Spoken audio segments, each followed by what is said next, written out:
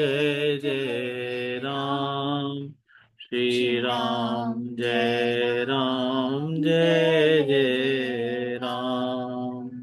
श्री राम जय राम जय जय राम। श्री राम जय राम जय जय राम। श्री राम जय राम जय जय राम। श्री श्री राम राम जय राम जय जय राम।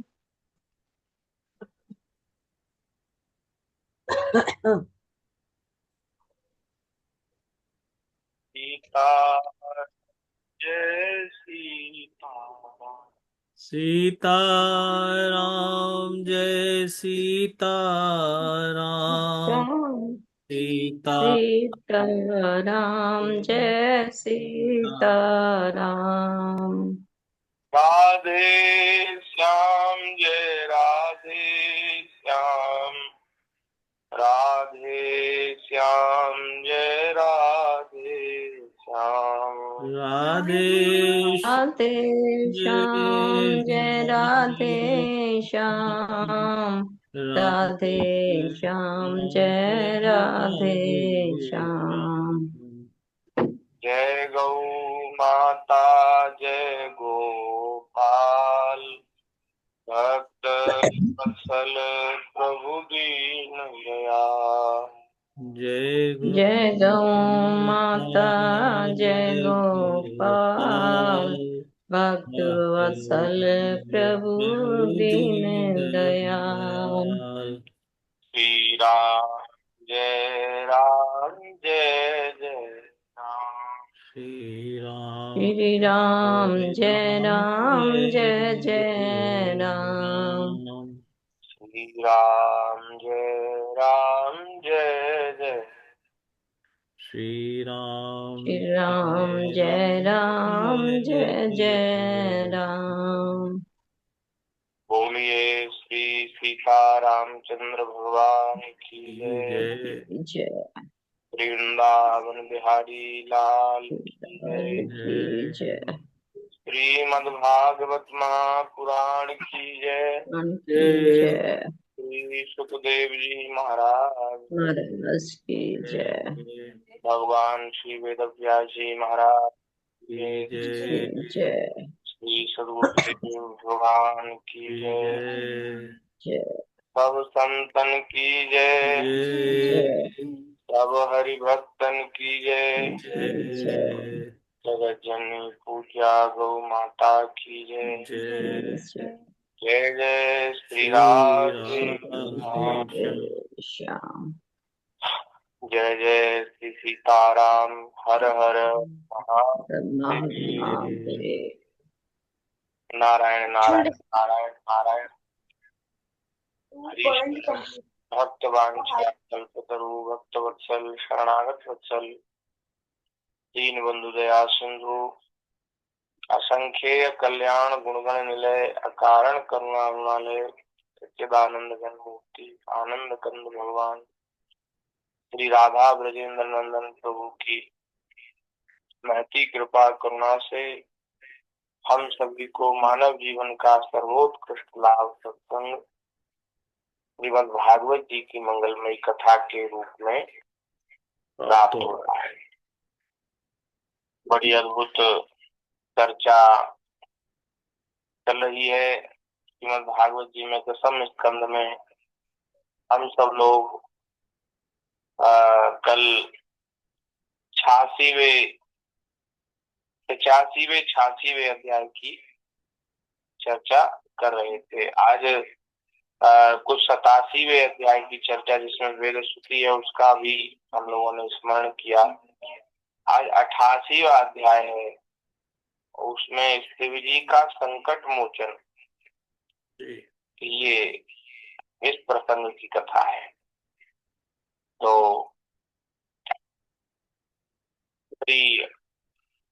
परीक्षित जी महाराज प्रश्न कर रहे हैं। परीक्षित जी ने पूछा कि हे भगवान शंकर ने समस्त भोगों का परित्याग कर रखा है, परंतु देखा यह जाता है कि जो मनुष्य अथवा कोई देवता हो चाहे असुर हो, जो कोई उनकी उपासना करते हैं, वे प्राय भोगों से संपन्न हो जाते, धनी हो जाते। और जबकि शंकर जी त्यागी हैं, तो त्यागी जो है उनकी आराधना से, उनकी सेवा से तो उनके भक्त धनी हो जाते हैं, भोगों से संपन्न हो जाते हैं। और हमारे श्री ठाकुर जी भगवान विष्णु तो लक्ष्मीपति हैं, उनके वैभव का, उनके ऐश्वर्य का क्या ठिकाना। परंतु उनकी उपासना करने वाले प्राय धनी और भोग संपन्न नहीं होते। उनकी उपासना करने वाले तो गरीब रह जाते हैं, लक्ष्मीपति की उपासना करने वाले। और जो त्यागी हैं, शमशान में जिनका निवास है, रुंड मुंडों की माला पहनते हैं, शमशान की राख को अपने श्रीअंग पर लगाकर और महाराज उसी को आभूषण बना लेते हैं। ऐसे श्री महादेव जी, उनकी सेवा से लोग धनी हो जाते हैं। तो ये महाराज, ये इसका क्या कारण है, ये बात जो है मेरी समझ में नहीं आ रही है। मुझे इस विषय में बड़ा संदेह है, तो आपसे मैं जानना चाहता हूँ ये कैसे है। सुखदेव जी महाराज बड़ा सुंदर उत्तर दे रहे हैं। सुखदेव जी कहते, परीक्षित, शिव जी सदा अपनी शक्ति से युक्त रहते हैं। वे सत्व आदि गुणों से युक्त तथा अहंकार के अधिष्ठाता हैं। अहंकार 3 प्रकार के होते हैं, वैकारिक, तेजस और तामस। 3 प्रकार के अहंकार से 16 विकार उत्पन्न होते हैं, 10 इंद्रिय, 5 महाभूत और 1 मन। इन सबके अधिष्ठात्र देवताओं में 10 इंद्रियों के अधिष्ठात्र देवता अलग हैं, 5 महाभूतों के देवता अलग हैं और मन के देवता अलग हैं। तो इनके अधिष्ठात्र जो देवता हैं, उनमें से किसी एक की उपासना करने पर समस्त ऐश्वर्यों की प्राप्ति हो जाती है। तो हे परीक्षित, तो शंकर जी की उपासना करने से सब प्रकार के ऐश्वर्य भोग प्राप्त हो जाते हैं, क्योंकि शिव जी जो है वो तमोगुण के, अहंकार के अधिष्ठात्र देवता हैं और अहंकार 3 प्रकार के होते ही हैं। तो इस तरह से शंकर जी की उपासना से प्राय लोग धनी हो जाते हैं। परंतु परीक्षित, भगवान श्री हरि तो प्रकृति से परे स्वयं पुरुषोत्तम एवं प्राकृत गुण रहित हैं। वे सर्वज्ञ तथा सबके अंतःकरणों के साक्षी हैं। जो उनका भजन करता है वह स्वयं भी गुणातीत हो जाता है। भगवान गुणातीत है, तो जो उनका भजन करता है वह भी गुणातीत हो जाता है। जब तुम्हारे दादा धर्मराज युधिष्ठिर अश्वमेध यज्ञ कर चुके, तब भगवान से त्रिविध प्रकार के धर्मों का वर्णन सुनते समय उन्होंने यह भी प्रश्न किया था, जो प्रश्न तुम मुझसे कर रहे हो, ये तुम्हारे दादा युधिष्ठिर जी ने भी किया था। तो भगवान श्री कृष्ण सर्वशक्तिमान परमेश्वर है। राजा युधिष्ठिर का प्रश्न सुनकर और उनकी सुनने की इच्छा देखकर उन्होंने प्रसन्नता पूर्वक इस प्रकार उत्तर दिया था। भगवान श्री कृष्ण ने कहा, राजन, जिस पर मैं कृपा करता हूँ उसका सब धन धीरे धीरे छीन लेता हूँ। जब वह निर्धन हो जाता है, उसके सगे संबंधी उसके दुखाकुल चित्त की परवाह न करके उसे छोड़ देते हैं। फिर वह धन के लिए उद्योग करने लगता है, मैं उसका वह प्रयत्न भी निष्फल कर देता हूँ। देख लो कैसी कृपा करते ठाकुर।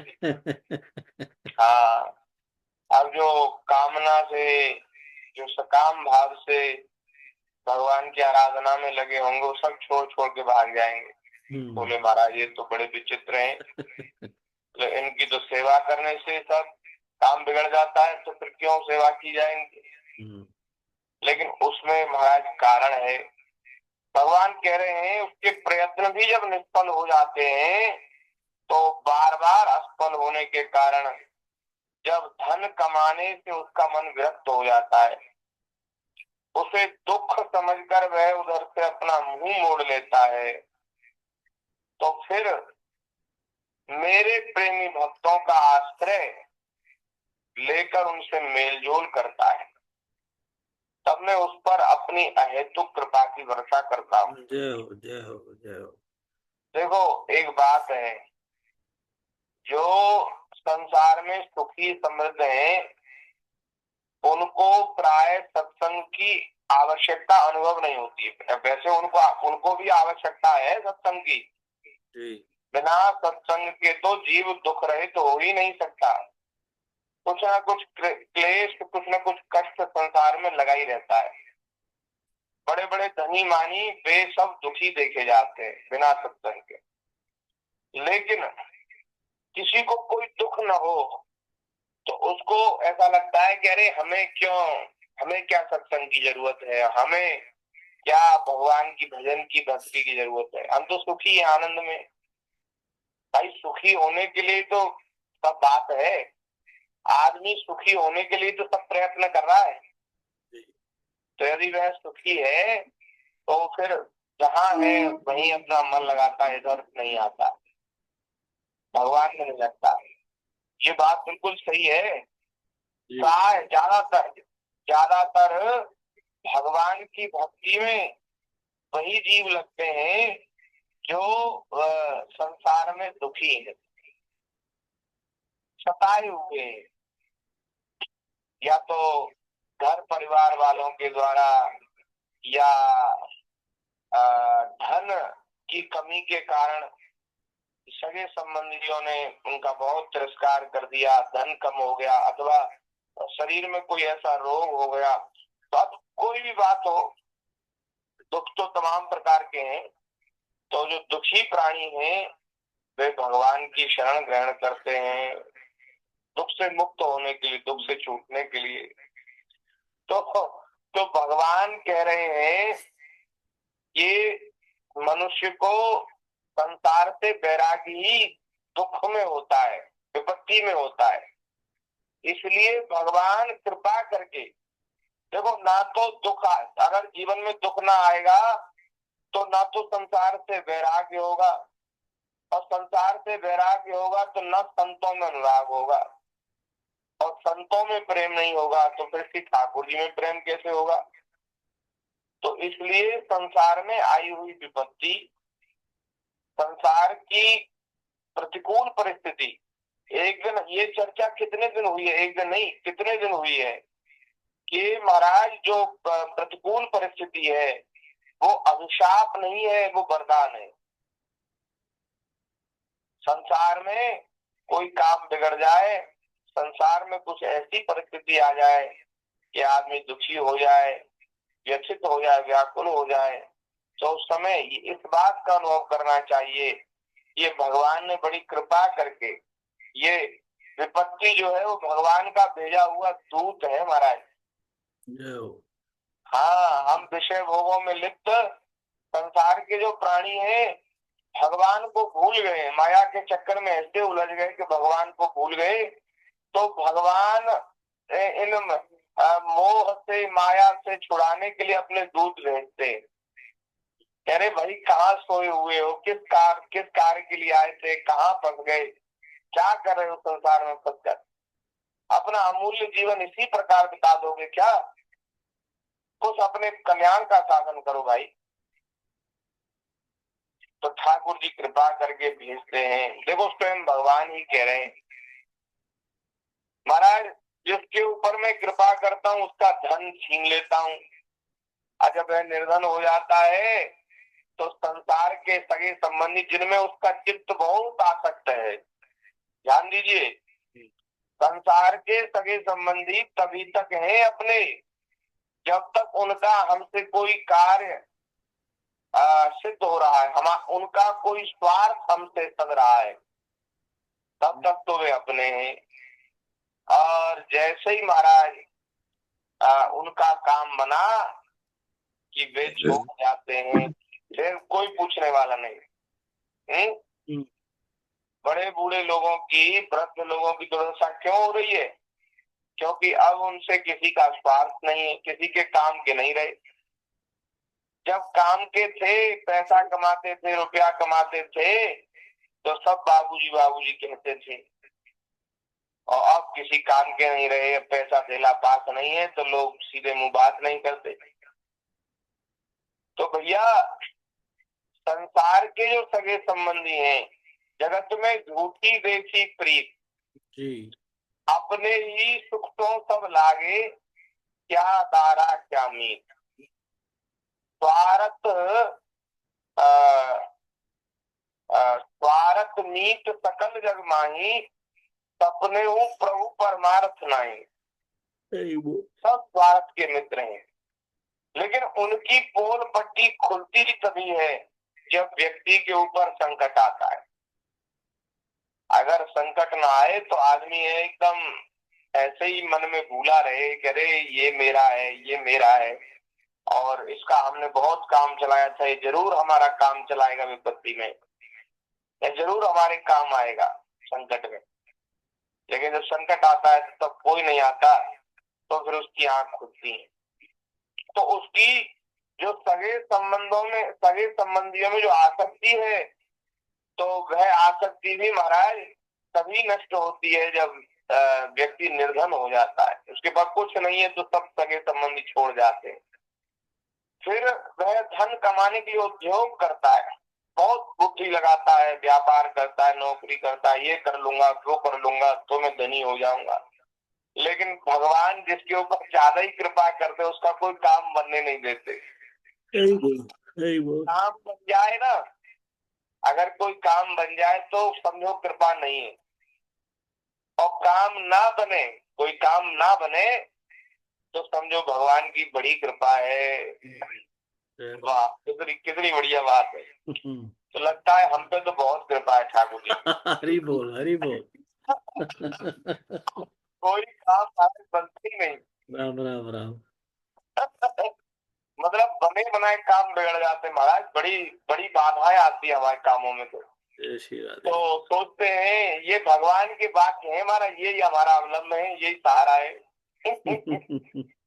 तो सोचते हैं कि ठाकुर जी की बड़ी कृपा है जो संसार में इस तरह की परिस्थिति ठाकुर जी प्रकट कर देते हैं कि बार बार हम तो उन्हें भूले ही रहते हैं, पर ठाकुर जी कृपा करके खूब याद करा देते हैं। क्योंकि दुख में सुमिरन सब करे, सुख में करे न कोई।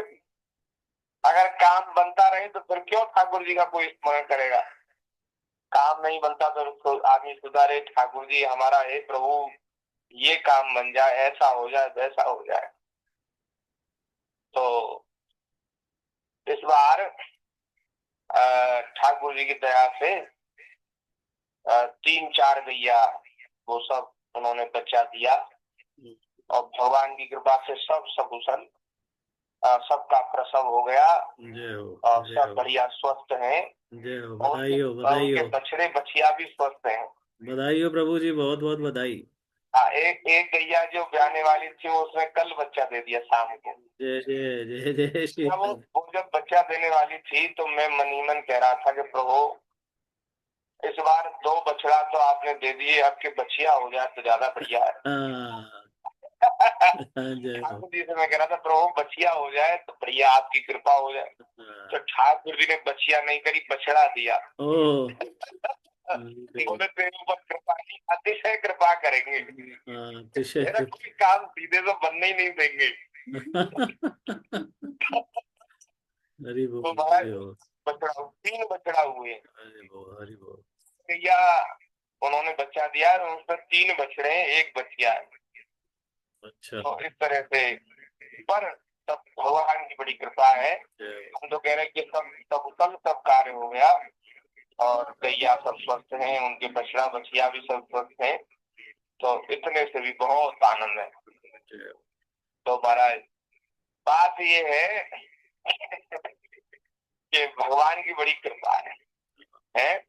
काम बन जाए तो कृपा, और काम ना बने तो अतिशय कृपा। अतिशय कृपा। हमारे मन की हो जाए तो कृपा, और ना हो तो अतिशय कृपा। तो महाराज भगवान कह रहे कि इसमें उसका कोई काम नहीं बनने देता। इस प्रकार बार बार असफल होने के कारण जब धन कमाने से उसका मन विरक्त हो जाता है, एक बार चोट खाएगा दोबारा उठेगा, दोबारा चोट खाएगा फिर तीसरी बार उठेगा, बार बार चोट खाने से फिर आदमी कहता अरे अब छोड़ो महाराज, लगता है हमारा भाग्य हमारी किस्मत हमारे साथ है ही नहीं, अब छोड़ो इन झंझटों को। फिर उसे महाराज इस बात में विश्वास होता है कि बिना भगवान की कृपा के कोई काम बनेगा नहीं, हमारे भाग्य में तो है नहीं, अब परमात्मा कृपा करें, कोई देवता कृपा करें तो काम बन जाए। तो साधु संतों के पास जाता है, बोले महाराज कोई टोना टोटका, कोई ताबीज, कोई काला धागा लाल धागा, कोई कुछ दे दो। पर देखो जिसके बहुत पुण्य होते हैं ना उसको ही अच्छे संत मिलते हैं। आदमी के जीवन में तो प्रतिकूल परिस्थिति आती है और वह उपाय बताने वालों के भी पास जाता ही है, सब लोग जाते हैं, लेकिन किसी भाग्यशाली को ही अच्छे संत मिलते हैं जो उसको सदमार्ग बताते हैं, किसी भाग्यशाली को। नहीं तो भटकाने वाले और बहकाने वाले और महाराज उनको असत मार्ग दिखाने वाले, कुमार्ग दिखाने वाले लोग मिल जाते, जो दिखते तो हैं महात्मा के जैसे, संत का वेश बनाए, लेकिन वो भीतर से नहीं होते ऐसे, और वो जीव को भटका देते हैं कि तुम ऐसा कर लो वैसा कर लो, ये कर लो वो कर लो, तुम्हारा काम बन जाएगा। और सच्ची बात तो ये है कि भैया जब किसी को अच्छे संत मिलते हैं तो वे संत बताते हैं कि भाई तुम सुख ढूंढ कहाँ रहे, संसार में सुख है ही नहीं, अरे दुखालय है, अशाश्वत है, दुखालय है, नाशवान है, कहाँ सुख ढूंढ रहे हो? सुख तो श्री ठाकुर जी के चरणों में है, जो सुख निधान है, आनंद कंद है, जो सुख के भंडार है, ऐसे प्रभु का भजन कर तो सुखी होगा, नहीं तो नहीं होगा, कोई कितने उपाय कर लो। हाँ अच्छे महापुरुष मिलते हैं, गोस्वामी जी जैसे महापुरुष, श्री गोस्वामी तुलसीदास जी महाराज ने रामचरितमानस में लगा लिखा, तब लगी जीवन सुख कहूँ सपने मन विश्राम, जब लगी भजत न राम कहूँ शोक धाम तदि काम। ऐसे संत महाराज जब मिलते हैं तो वे बताते हैं भाई कोई टोना टोटका, कोई लाल धागा काला धागा काम नहीं आएगा, जब तक भगवान की शरण होकर भगवान का भजन नहीं करोगे तब तक लाख उपाय कर लो, करोड़ उपाय कर लो, तब तक सुखी नहीं हो सकते महाराज। तो ये बात कौन बताएगा? ये बात तो कोई भगवत प्रेमी कोई संत ही बताएगा, भक्त ही बताएगा महाराज। संसार में लगा हुआ कोई व्यक्ति क्यों बताएगा ऐसी बात? जो स्वयं भटका हुआ है, जो स्वयं अंधेरे में है, वो कैसे किसी को प्रकाश दिखा सकता है? जो स्वयं बंधा हुआ है वो दूसरे को कैसे खोल सकता है? तो संत मिलते हैं बड़े भाग्य से, ये बात हम कह रहे। तो बात जिसके पुण्य बहुत होते हैं, बहुत पुण्य उसने किए हैं, उसको संत मिलते हैं। पुण्य पुंज बिनु मिलहि ना संता, सत्संगति करे।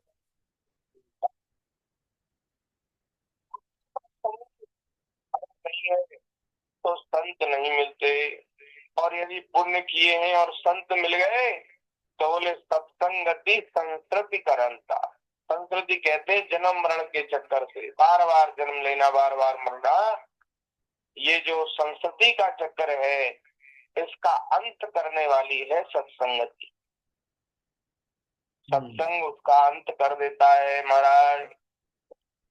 तो जब संसार से विरक्त होता है और उधर से अपना मुंह मोड़ लेता है तो फिर मेरे प्रेमी भक्तों का आश्रय लेकर उनसे मेलजोल करता है, तब मैं उस पर अपनी अहेतुक कृपा की वर्षा करता हूँ। जब संतों में प्रेम हो जाता है, संतों में मेल जोल हो जाता है, तो फिर ठाकुर जी की कृपा होती है। अब मेरी कृपा से उसे परम सूक्ष्म अनंत सच्चिदानंद स्वरूप परब्रह्म की प्राप्ति हो जाती है। इस प्रकार मेरी प्रसन्नता, मेरी आराधना बहुत कठिन है, क्योंकि क्योंकि पहले तो महाराज सब कुछ छुड़ा देते हैं ठाकुर जी, जिसके लिए सामान्य मनुष्य प्रयत्न कर रहा है शरीर को सुखी करने के लिए, और शरीर से जो संबंध रखते हैं उसके स्त्री पुत्र मित्र सगे संबंधी परिजन, उनको सुखी करने के लिए, उन्हीं के लिए तो लोग जी रहे हैं। और वो उन सबको ही भगवान दूर कर दे तो कितना कठिन मार्ग है। भगवान की भक्ति का मार्ग कितना कठिन है। इसलिए साधारण लोग मेरी उस आराधना के मार्ग को छोड़कर फिर दूसरे अन्य अन्य देवताओं की आराधना करने लग जाते हैं। सत्य हो। अच्छा। आराधना करना कोई बच्चों को खेल थोड़ी है। हाँ, भक्ति करे कोई सूरमा, जात वर्ण कुल खोए। हाँ, भक्ति करे कोई सूरमा। सूरमाओं का काम है महाराज ये, कारियों का काम नहीं है भक्ति करना। लोग कहते हैं अरे बाबा जी होना सरल काम है, बाबा जी हो गए। बाबा जी होना कोई बच्चों का बात खेल है महाराज, कायरों का काम नहीं है। मैदान छोड़कर भाग गए कायर तो सूरवीर टिके रहते अंत तक। कामी क्रोधी लालची जैसे भक्ति न होए, भगत करे कोई सूरमा, जाति वर्ण कुल खोए। तो भैया भगवान कह रहे हैं कि लोग भाग जाते हैं मेरी आराधना छोड़कर दूसरे दूसरे देवताओं की आराधना करते हैं, और दूसरे देवता उनकी करने वाले हैं। वे झटपट पिघल पड़ते हैं, क्योंकि उनकी दुकान इसीलिए चल रही है। भाई वे अगर अपने उपासना करने वाले के मनोरथ को पूरा नहीं करेंगे तो फिर उनकी आराधना कोई क्यों करेगा। और वे चाहते हैं उनकी आराधना हो, उनकी जय जयकार हो, वाह वाह हो, वे चाहते हैं। उन्हें हमारे कल्याण से, हमारे लाभ हानि से, हमारे हित अनहित से कोई मतलब थोड़ी है। तुम्हारा हित हो या अहित हो तुम जानो, तुम्हारा काम जाने, हमारी दुकान चलनी चाहिए है। जो जो महाराज जो लोभी जो व्यापारी होते हैं वो अशुद्ध अपवित्र चीज भी मिला करके दे देते हैं, सामान में खराब चीजों का मिश्रण कर देते हैं। उनको ये थोड़ी है कि इसको नुकसान करेगा, कि इसका नुकसान हो जाएगा। उनको तो अपना काम बनना चाहिए। ऐसे ही देवता है महाराज। देवता सोचते हैं कि अगर हम इनकी मनोरथ पूरा नहीं करेंगे तो फिर हमारी दुकान चलेगी कैसे, हमें कौन मानेगा, हमें कौन पूजेगा। इसलिए सब लोग सजा सजा कर बैठे दुकान, ये ले लो, ये ले लो, ये ले लो, ऐसा हो जाए, वैसा हो जाए, खूब वरदान देते हैं। आशुतोष है देवता, झटपट पिघल पड़ते हैं और अपने भक्तों को लक्ष्मी दे देते हैं, साम्राज्य दे देते हैं। लेकिन उसको प्राप्त करके क्या होता है आप देख लो। जिनके पास बहुत अधिक धन है, जिनके पास बहुत अधिक भोग विलास की सामग्री है, उन वे लोग प्राय सत्संग से विमुख हैं, भगवान से विमुख हैं, और गौ ब्राह्मण साधु में उनका बिल्कुल प्रेम नहीं। आप देख लो, कोई एकाध कोई ऐसा मिलेगा जिनको भगवान में प्रीति होगी, भक्ति होगी। नहीं तो जहाँ बहुत अधिक भोग है, विलास है, वह धीरे धीरे सारे दोष आ जाते हैं, और वे दोष जो है वो लोक परलोक सब नष्ट कर देते हैं। लक्ष्मी पाकर वे उत्संखल प्रमादी और उन्मत्त हो उठते हैं, और अपने वरदाता देवताओं को भी भूल जाते हैं तथा फिर उनका भी तिरस्कार करते हैं। उन्हीं देवताओं को, जिन देवताओं ने उनको सुख दिया, वैभव दिया, उनको उनका ही तिरस्कार करते हैं। सुखदेव जी महाराज कहते, परीक्षित, ब्रह्मा विष्णु और महादेव ये तीनों शाप और वरदान देने में समर्थ हैं, परंतु इनमें महादेव और ब्रह्मा शीघ्र ही प्रसन्न हो जाते हैं अथवा रुष्ट हो जाते हैं, और प्रसन्न होकर वरदान देते हैं और रुष्ट होकर शाप दे देते हैं, परंतु विष्णु भगवान वैसे नहीं है। भगवान श्री नारायण वे तो जीव का परम मंगल करते हैं, परम मंगल चाहते हैं। तो भगवान मांगने पर भी ऐसी वस्तु नहीं देते जो जीव के लिए अहितकर हो, उसका मंगल न हो, ऐसी वस्तु नहीं देते। इस विषय में महात्मा लोग एक इतिहास कहा करते हैं। एक बृकासुर नाम का दैत्य था, वह शकुनी का पुत्र था। उसकी बुद्धि बड़ी बिगड़ी हुई थी। उसने महाराज देवर्षि नारद जी को देख लिया और उनसे पूछा कि तीनों देवताओं में झटपट प्रसन्न होने वाला कौन है। तो नारद जी ने कहा कि तुम शंकर जी की आराधना करो, इससे तुम्हारा मनोरथ बहुत जल्दी पूरा हो जाएगा। तो बृकासुर नारद जी की बात मान करके और शंकर जी की आराधना में लग गया।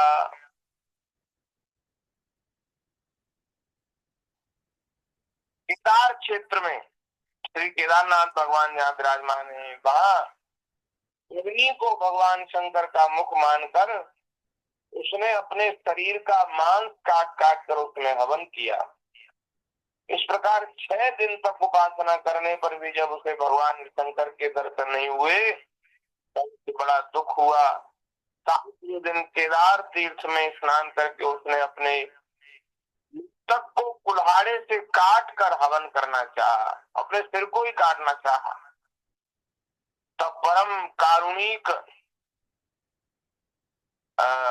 श्री शंकर जी, परम दयालु श्री शंकर जी, वे उसके ऊपर त्रस्त हो गए और बृकासुर के आत्मघात के पहले ही अग्नि कुंड से अग्निदेव के समान प्रकट होकर अपने दोनों हाथों से उसके दोनों हाथ पकड़ दिए और गला काटने से रोक दिया। उनका स्पर्श होते ही बृकासुर के जो अंग जो उसने काटे थे वो सब ज्यों के त्यों पूर्ण हो गए, पूरे हो गए। भगवान शंकर ने बृकासुर से कहा कि भैया इतने शरीर को कष्ट क्यों दे रहे हो, बस करो, बहुत हो गया, अब तुम अपना मुंह मांगा वरदान मांग लो। अरे भाई, मैं तो अपने शरणागत भक्तों पर केवल जल चढ़ाने से ही प्रसन्न हो जाया करता हूँ, तो फिर तुम अपना सिर चढ़ाने की हट क्यों कर रहे हो? मुझे तो कोई जल चढ़ा दे, उसी से प्रसन्न हो जाता हूँ, तो तुम वरदान मांग लो। तो बृकासुर ने महाराज क्या वरदान मांगा? उसने मांगा कि आप मेरे ऊपर प्रसन्न हैं तो ऐसा वरदान दीजिए कि मैं जिसके सिर पर हाथ रख दूं वही मर जाए। तो भगवान रुद्र उसकी ये मांग सुनकर पहले तो कुछ अनमने से हो गए कि क्या मांग रहा है, बड़ा मूर्ख है, लेकिन फिर हंसकर कह दिया कि अच्छा चलो ऐसा ही हो। देकर उन्होंने मानो सांप को अमृत पिला दिया हो।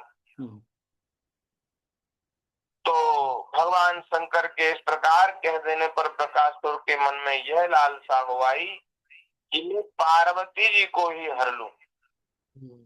यह असुर शंकर जी के वर की परीक्षा के लिए उन्हीं के सिर पर हाथ रखने का उद्योग करने लगा।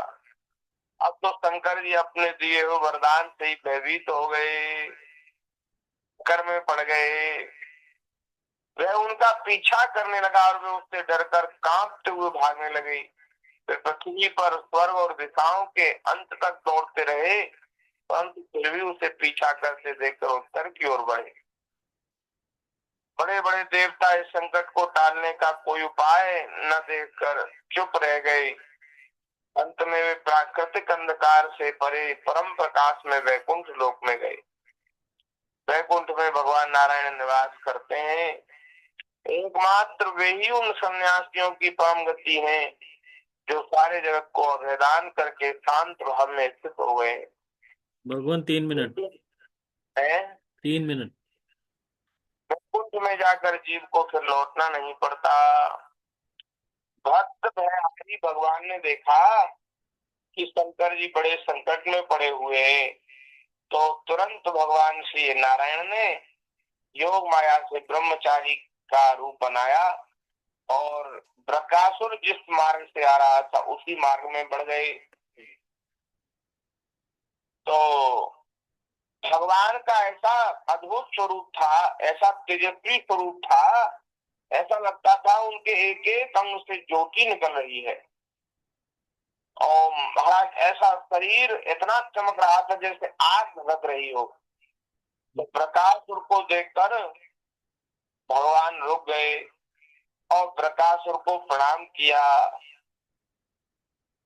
और कहा कि अरे बृकासुर जी, आप बहुत थके से जान पड़ते हैं, आज आप बहुत दूर से आ रहे हैं, तनिक विश्राम तो कर लीजिए। देखिए देखिए, यह शरीर ही सारे सुखों की जड़ है, इसी से सारी कामनाएं पूरी होती हैं, इससे अधिक कष्ट नहीं देना चाहिए। इस तरह से भगवान ने उसको बातों में ले लिया। और फिर थोड़ी सी चर्चा बची है इस अध्याय की, तो जल्दी जल्दी में नहीं कहना चाहते, हम आराम से कहेंगे। जी। तो बस आज यही विराम करते हैं क्योंकि समय अपनी पूर्णता की ओर है।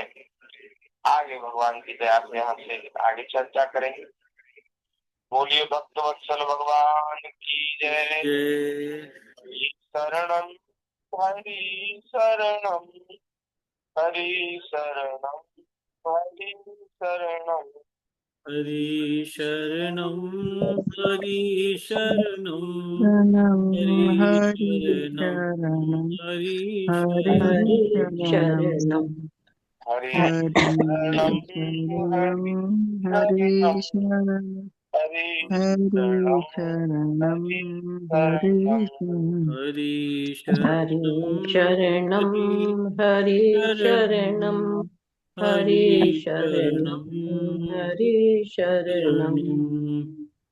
हरि शरणम, हरि शरणम, हरि शरणम, हरि शरणम, हरि शरणं हरि शरणम, हरि शरणम, हरि शरणम, हरि हरि शरणं हरि हरि शरणम। शरणं शरणं हरि शरणं हरि लाल लाल की की की जय। जय। जय जय जय जय जय श्री श्री राधे जय जय राधे श्री श्याम। राधे श्याम। कोटि जय कोटि वंदन प्रभु जी। हो, जय श्री राम।